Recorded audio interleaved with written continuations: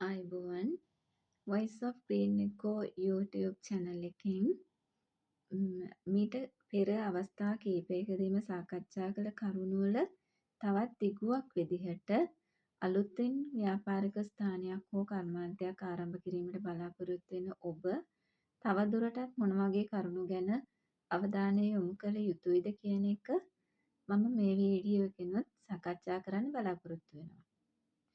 ඔබ අලුතෙන් ආරම්භ කරන්න යන ව්‍යාපාරික ස්ථානය හෝ කර්මාන්තය සඳහා ඉදිකිරීමට යොදවන මුදල කොයිතරම් ප්‍රමාණයක්ද කියන එක ගැන ඔබ අවධානය යොමු කළාද? ඒක සාමාන්‍යයෙන් ගොඩනැගිල්ලේ ඉදිකිරීමට පමණක් සීමා නොවී තවත් කරුණු රැසක් ඒකට එකතු කරගත යුතුයි. මූලික අධීරයේදීම ඒ කරුණු දැනගෙන සිටීම ඔබට වැදගත් වෙනවා. ඒක අනුමාන කරලා ඔබට ඇස්තමේන්තුවක් සකස් කරගන්න පුළුවන් කොපමණ මුදලක් වැය වෙයිද කියන එක ගැන අදහසක් ලබා ගන්න. ඒ නිසා මම සාකච්ඡා කරන්න මේ කරුණ ඔබට වැදගත් වෙයි කියලා මම හිතනවා. ඔබ ඉදිකරන්න බලාපොරොත්තු වෙන ව්‍යාපාරික ස්ථානය හෝ කර්මාන්තය සඳහා යොදා ගන්න බලාපොරොත්තු වෙන ඉඩම පිළිබඳව තියෙන ඔබට තියෙන දැනුවත් වීම මත ඔබ ඒකට යොදවන මුදල කොපමණද කියන එක ගැන තවදුරටත් අධ්‍යයනය කරන්න සිද්ධ වෙන්න පුළුවන්. ඒ ඉඩම කඳු සහිත නම් ඒකේ තියෙන පස් ඉවත් කරන්න වෙනම කරුණු වෙනම කාර්යයක් සිද්ධ කරන්න වෙනවා. පස් ඉවත් කිරීමේදී ඒකට අදාළ අනුමැතියන් ලබා ගැනීමට ඔබට වෙනම කාලයක් සහ මුදලක් වැය කරන්න සිද්ධ වෙනවා. ඒ වගේම එක පහත් බිමක් නම් ඒක පුරවන්න වෙනවද? එතකොට ඒ පහත් බිමක නම් ඔබේ ව්‍යාපාරික ස්ථානය හෝ කර්මාන්තය ඉදි කරන්නේ බිම් පිරවීමට අමතරව ඔබ සිදු කරන කොන්ක්‍රීට් වලින් සිදු කරන ඉදිකිරීම් වල ඒකේ ස්ථායීභාවය රැකගන්න වැඩිපුර මුදලක් වැය කරන්න සිද්ධ වෙන්න පුළුවන්. ඒකේ භූමියේ තියෙන මේ ජල රැඳවුම් ප්‍රමාණය මත ඉදිකිරීම් වල ස්ථාවරත්වය රඳවා ගන්න වැඩි ශ්‍රමයක් හා මුදලක් වැය කරලා ඒකේ ආරක්ෂිත බව රැකගන්න ඔබට වියදම් කරන්න සිද්ධ වෙන්න පුළුවන්. විශේෂයෙන්ම කොන්ක්‍රීට් වලින් ඉදිකිරීම් කරනකොට වියදම වැඩි. ඒකෙදි භූමියේ ජලයෙන් යට වෙලා තිබිලා පුරවපු ඉඩමක් නම් කාලයක් යනකොට ගිලා බහින්න බලනවා. ඒ නිසා ඒකට ගැළපෙන විදිහට තාක්ෂණික දැනුම සහිත ඉදිකිරීම් කරන අයව තෝරගන්න වෙනවා.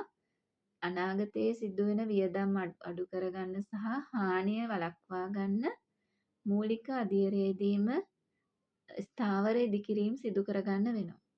ඒ සඳහා වැඩි අවධානයක් යොමු කරන්න ඕනේ ඔබ. වියදම වැඩි. ඇත්තටම ඒ නිසා ඒකට අදාළ වියදම මූලික ඇස්තමේන්තුවේදීම ඒක ඇතුළත් කර ගැනීම ඉතා වැදගත්. ඒ වගේම තමයි ඒ භූමියේ පැවති ජල බැස්මේ ගැන අවධානය යොමු කරලා අලුතෙන් ඉදිකිරීම් වලින් පස්සේ එම ස්ථානයේ වැසි ජලය බැස යාමට සුදුසු කානු පද්ධතියක් සකස් කරන්න වෙන්න පුළුවන්. අනිකුත් ඉඩම් වලට අවහිරයක් නොවෙන්න, ඔබේ ඉඩමට බලපෑමක් නොවෙන්න ඒක සංවිධානය කරගන්න සිද්ධ වෙන්න පුළුවන්. ඒ වගේම තමයි ඉඩමේ ආරක්ෂාවට බැමි සහ තාප්ප ඉදි කරන්න වෙන්න පුළුවන්. ඒක ඉදිකිරීමේදී ඒක කොයිතරම් ශක්තිමත්ද කියන එක වැදගත් වෙනවා වගේම ඒකේ අවශ්‍යතාවය කොයිතරම්ද කියන එකත් වැදගත් වෙනවා. හොදගෙන යන කියන්නේ වැසි ජලයට සෝදාගෙන යන තැනක් නම් ඒක ඔබට ශක්තිමත් බැම්මකින් ආරක්ෂා කරන්න සිද්ධ වෙන්න පුළුවන්. එතකොට ඒවට අමතර මුදලක් පිරිවැයක් දරන්න වෙනවා. ඒ නිසා ඔබට ඉතා වැදගත් වෙනවා මෙන්න මේ දේවල් ගැන දැනුමක් සහිත කෙනෙකුගේ සහාය ලබාගෙන ඉදිකිරීම් කරනවා වගේම මුල් අවස්ථාවේදී ඊට අදාළ ඇස්තමේන්තු සකස් කිරීමේදී ඒ දැනුම සහිත කෙනෙකුගේ සහාය ලබා ගැනීම ඉතාමත්ම වැදගත්. ඒ වගේම තමයි පිහිටලා තියෙන ස්ථානය අනුව ඔබට අලුතින් විදුලි බලය තවදුරටත් ලබා ගන්න එකට අදාළ කණු වෙනම යොදන්න වෙන්න පුළුවන්. එතකොට ජලය ලබා ගැනීමේදී වෙනම ඒ සඳහා කාණු ඉදිකිරීම් කරලා වැඩි මුදලක් යට කරලා ඒ පහසුකම ලබා ගන්න සිද්ධ වෙන්න පුළුවන්. ඒ වගේ මූලික අධීරයේ ඉදිකිරීම් සඳහා කරන එකතු කිරීමට අවශ්‍ය වෙන කරුණු අංගයන් ගැන දැනුම තියෙන ඉංජිනේරුවරයෙකුගේ සහාය ලබා ගැනීම තුළින් ඉදිරියේදී සිද්ධ වෙන්න පුළුවන් පාඩු පියවා ගන්න මූලික අවස්ථාවේදීම ඔබට අවශ්‍ය පියවර ගැනීමේ හැකියාව තියෙනවා. ඒ නිසා ඇත්තටම නම් මම යෝජනා කරන්නේ සුදුසුම දේ තමයි තමන් කරන්න යන කාර්යය මොකක්ද කියලා ඒ ගැන දැනුම තියෙන කෙනෙක් එක්ක සාකච්ඡා කරලා මතුවේ හැකි ගැටලු අවම කරන්න පුළුවන් විදිහේ සැලැස්මක් සකස් කරගෙන ඊට අදාළ මුදල වෙන් කරගෙන ඒ වැඩේට අත ගහන එක තමා සුදුසු. මොකද ඔබ සමහර විට තමන් ඉතුරු කරගත මුදලකින් නෙමෙයි මේක කරන්නේ ණය මුදලක් ලබාගෙන වෙන්න පුළුවන්. ඒකට සීමා සහිත කාලයකදී ඒ ණය මුදල පියවීම ආරම්භ කරන්න සිද්ධ වෙන්නත් පුළුවන්.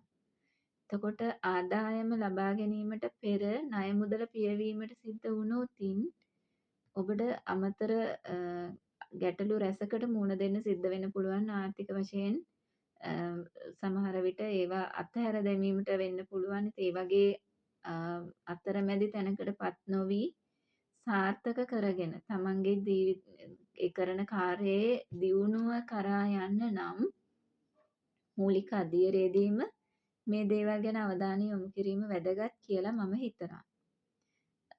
ඊළඟ වීඩියෝ එකේදී මම සාකච්ඡා කරන්න බලාපොරොත්තු වෙනවා අනුමැතිය ලබා ගැනීමේදී ඔබ යොමු විය යුතු ආයතන මොනවද කියන එක ගැන.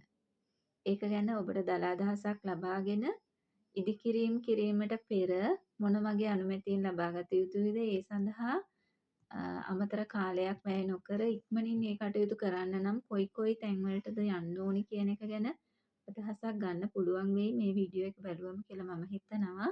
ඒ නිසා ඔබට ආරාධනා කරනවා රැඳී සිටින්න Voice of Green Echo YouTube channel එකත් එක්ක.